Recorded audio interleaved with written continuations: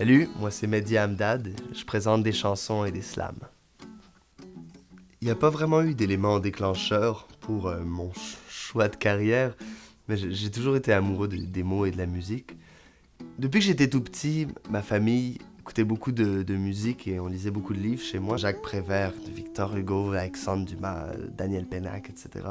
Mais en fait, j'étais en théâtre à l'école secondaire publique de La Salle. Ça a beaucoup aidé. Mais à part ça, j'ai aussi beaucoup appris en jouant avec des musiciens plus expérimentés que moi. Fait que dans le fond, mon style, c'est toujours de sauter tête première et d'apprendre sur le tas. Je sais pas si c'est recommandable, mais c'est mon truc, tu sais. Donc c'est ça, j'ai décidé que mon métier soit d'être artiste et de gérer un peu tout ce qu'il y a autour de ça. Donc je me dis que tant qu'à ce que la vie soit difficile, autant que faire à fond quelque chose que j'aime pour pouvoir m'accrocher quand ça devient difficile, tu sais. Quand je termine un texte, j'ai tendance à le lire, puis à le relire, puis à le relire. Ça me consume complètement parce que c'est comme si c'était plus moi que moi. C'est une espèce d'auto-actualisation, une cristallisation de qui je suis, tu sais. Mais je pense que c'est normal que tu fasses plein de trucs et qu'il y en ait quelques-uns qui soient vraiment bons, que tu trouves bon plus longtemps, et d'autres que tu te tannes, tu sais, que ça te représente plus vraiment.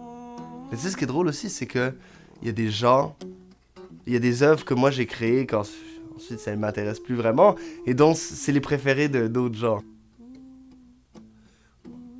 Je me suis toujours senti chez moi sur scène. J'ai pas réalisé vraiment que je me suis toujours senti chez moi, c'est juste que c'est toujours quelque chose avec quoi je me suis senti complètement à l'aise. Et bon, quand on fait des spectacles, il y a il y a une part d'exhibitionnisme, tu sais. Mais en même temps, il y a aussi un don de soi qui se passe là-dedans.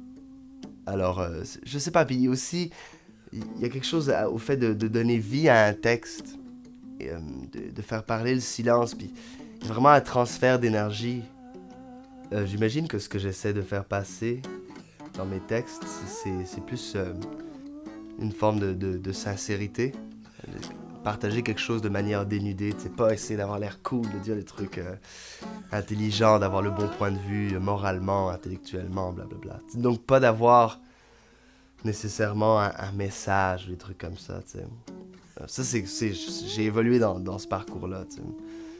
Parce que finalement, ce qui rejoint les gens, c'est vraiment l'émotion que tu fais passer. Tu sais, comme ils disent, les gens oublient ce que t'as dit et ce que t'as fait, mais jamais comment comment tu les as fait sentir, tu sais. Le slam, c'est une technique musicale, juste parce que finalement, la poésie, c'est des mots, donc c'est des sons.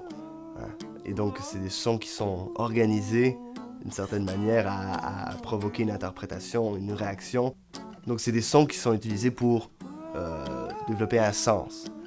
Et donc, c'est drôle, cette séquence-là, c'est comme un programme d'ordinateur ou une partition, par exemple. Donc, ce qui me parle dans le français, c'est l'internationalisme, c'est le fait que ce soit un pont entre des gens de différents endroits. C'est que la culture m'intéresse et les cultures m'intéressent. Ce qui m'intéresse le plus, c'est le point de jonction où les gens se rencontrent, d'abord. Là, c'est le moment du vidéo où je donne des conseils aux jeunes qui auraient envie de faire un métier dans le monde de la scène. Oublie jamais les gens qui t'ont donné une chance quand il n'y avait rien à en tirer, tes collègues. Ils sont sacrés, ces gens-là. Traite-les toujours avec un respect immense parce que personne te doit quoi que ce soit, en fait. Et le professionnalisme, ça signifie seulement faire de son mieux. Et regarde les gens dans les yeux, serre-leur fermement la main, rappelle-toi de leur prénom, dis merci, arrive à temps. Ne t'abaisse jamais à manquer de professionnalisme, parce que t'auras juste des regrets d'avoir fait ça, t'sais.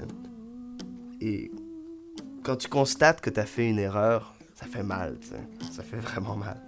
Et observe cette douleur-là, parce que c'est là qu'on apprend pour de vrai, t'sais. Alors au lieu de te taper sur la tête en disant « Ah, je veux pas,